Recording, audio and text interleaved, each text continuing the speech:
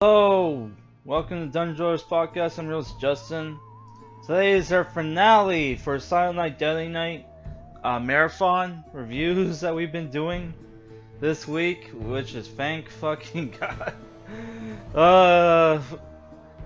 People, um, yeah. So I had to fucking marathon these movies, not per day, in pretty much 2 days because I realized. For people who don't know, on this December 10th, which is today, I have to do a podcast reaction to the Game Awards. But the problem is, my shitty fucking video editor takes, like, for long videos, it takes like a long fucking time to process. Like, my last podcast took like 7 hours to process, and it wasn't even like an hour.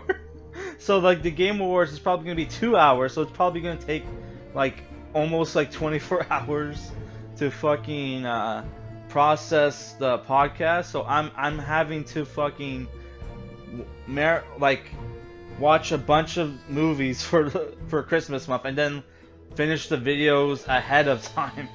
So thank fucking God, we're almost done with that. This is our last review for that fucking that I have to do before I'm in the clear, and I can just enjoy the rest of my fucking day. Oh my God. So this is the 5th Silent Night, Deadly Night movie. This came out 1991. It's an hour and 30 minutes. Though this movie is done by a different director, Martin Kitrosser, it pretty much feels like a Brian Yuzna movie because he co-produced and co-wrote it. So, if you're wondering, is there body horror in the movie? Kinda. And the reason why is because the movie is basically a dark tale of Pinocchio, that's a huge spoiler. So yeah, I forgot to mention there. I pretty much almost every fucking review on this channel I spoil shit, and the reason why I do that is because this channel was supposed to be for comic reviews, and comic reviews, I notice people nowadays just want the whole comic spoiled for them to know if there's like SJW shit in there, right? So like, I accidentally took that approach to all my fucking movie reviews, so that's why I spoil everything. So if you don't want to be spoiled, the movie at best is like a 5 out of 10. It's not that great, but you know, whatever. I'll get into the details. So if you don't want to be spoiled, it's a 5 out of 10. And I usually have the ratings for the shit I review in the description if you don't want spoilers. So the story for this movie is, it's a direct sequel for Silent Night, Deadly Night 4, Initiation, where you have Ricky shows up in one scene played by, what was his name? Sorry, Clint Howard, Ron Howard's brother, and you have Kim and Lonnie in this movie, which they're living together. It took me a while to realize that was the kid from the 4th movie, because I just thought this movie took place like years later, and Kim just got married or something and had a new kid. But no, I guess she took over guardianship of Lonnie after helping to kill his parents in the last movie. Which, because of that experience, Lonnie is kind of an asshole in this movie.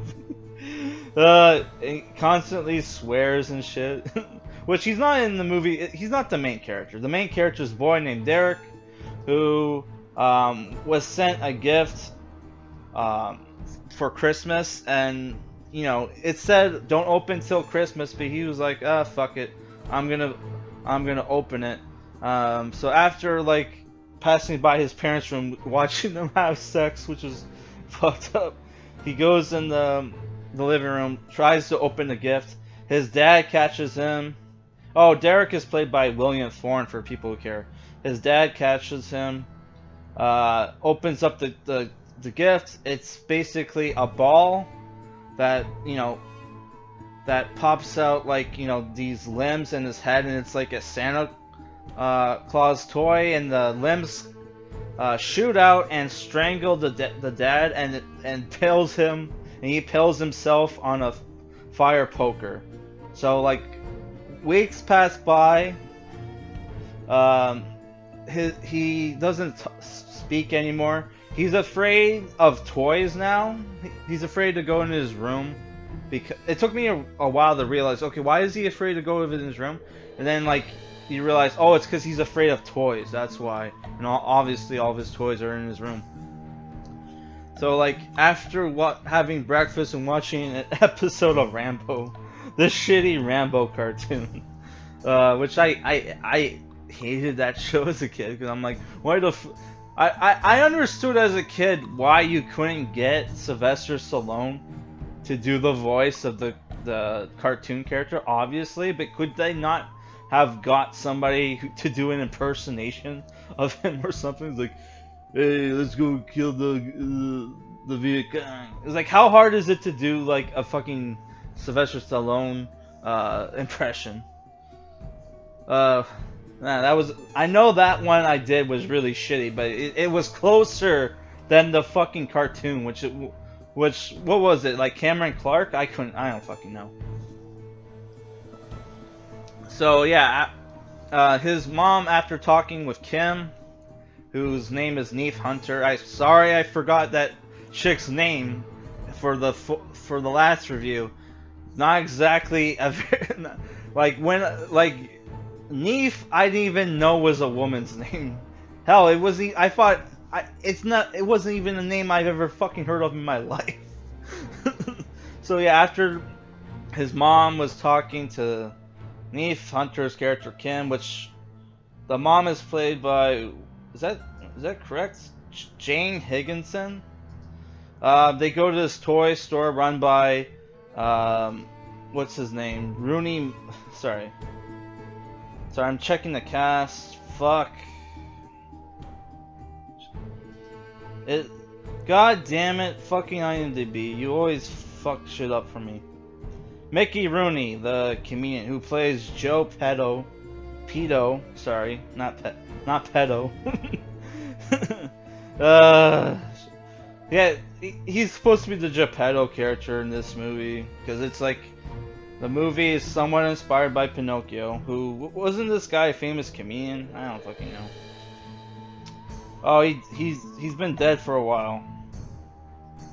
Yeah, he was. Didn't he play like a Chinaman? He played a Japanese guy in Breakfast at Tiffany's. Holy shit! And I remember there's some like fucking there was some podcast that had this guy. Not podcast. Like he was on like some commentary episode for Twilight Zone. I guess he was in episode Twilight Zone, and there was some guy who was doing the commentary with him, was asking him like questions, and he was like about the Twilight Zone, and the guy's like, I can't Mickey Rooney was like, I can't remember, it was too long ago. Well, like, we have some questions here from some fans, from young people. It's like, young people don't watch this shit. Young people are watching sexy things. It was like, holy fuck! He's like, the old man thinks like all we do is watch porn all day, which is not too far off from what most people do, I guess. I don't fucking know. Yeah, so like, yeah, it turns out the toy store, there's something weird about the toy store. He has this creepy teenage son named Pinocchio. Do you get it? Yeah, so it turns out the teenage son in the movie, you think it's the old man, but the teenage son has been sending killer toys to... Sorry, what was his name? Kevin? Not Kevin, fuck. Uh, Derek, yeah. To Derek's house, trying to kill him because he wants to replace Derek and be like, he wants to be the son of the sexy mom in the movie, Jane Higginson, who's not even that good looking in my opinion, but whatever. Yeah, so that's the story for this movie, and you have like people, like toys trying to kill people. You have like this creepy fucking, um, you have this creepy centipede toy that's the second kill in the movie that kills this black business owner who was going to kick out this guy out of out of the motel room or hotel room, but he pays him off with a toy he bought from the toy store, which that guy turns out to be the real father of Derek, who's been acting like a creep the entire movie, who for a second I thought was the real killer until he bought the toy or whatever, because he was acting really creepy, and the reason he was acting really creepy around Derek and his mom is because, he used to date Derek's mom before Derek was born, and he went to the army, knocked up the girl, she got married to some random dude who Derek thinks is his real dad, and that's that's the whole subplot in the movie that doesn't make fucking sense, because this movie kind of feels like those old Italian movies where like they would write the movie as they were shooting. One of my favorite westerns, Django, was I was watching interviews for that, and that movie's whole plot was being written as it was going on, and apparently a whole bunch of Italian horror movies do that. Yeah, because there's like scenes in the movie that don't fucking make sense at all. She sees what was his? I can't even remember the guy's name. Who was the fucking boyfriend character? Is it Harold? Or is it Noah Adams? Who?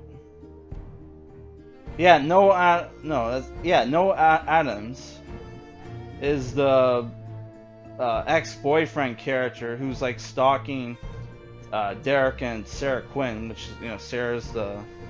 Quinn is the mom's character's name. So twice they meet, and she doesn't recognize him, and you see her run away from him, and then it turns out, it's revealed all they used to date and whatever. It's like, okay, whatever. And then there's the whole thing where he sent the Pino character sent killer rollerblades to the guy's house for Derek, so to kill Derek. Derek doesn't open it. Lonnie does. The rollerblades that were meant for this little kid fits the teenager who's a lot taller than the little kid, and he gets in an accident. He doesn't get killed in the movie, which I thought he was gonna get killed, and I was like, holy shit, you survived one horror movie just to get killed in the next. Holy fuck. But no, he doesn't die, thank God, because I don't I don't like seeing kids. The kid's an asshole in the movie, but he has a reason to be an asshole. He's living with the chick who helped kill his parents. And also Ricky. Did I mention Ricky's in the movie, and he's a mall Santa in this town? He's no longer homeless, so I'm kind of wondering, is he also living with them? Because how did he raise himself from homelessness? It's I don't fucking know, dude. I don't know. So the plot twist from the movie is Pino turns out to be a robot. You see him naked, and he looks like a fucking Ken doll, kinda. He even makes a joke about, my dad can almost make everything, but but not everything. But almost everything, and he's looking at his crotch, which during that confrontation with the chick, she was constantly looking at his dickless crotch, which he tries dry humping her and is calling her mommy. It's reminded me of that scene from Blue Velvet, which is a much better movie than this.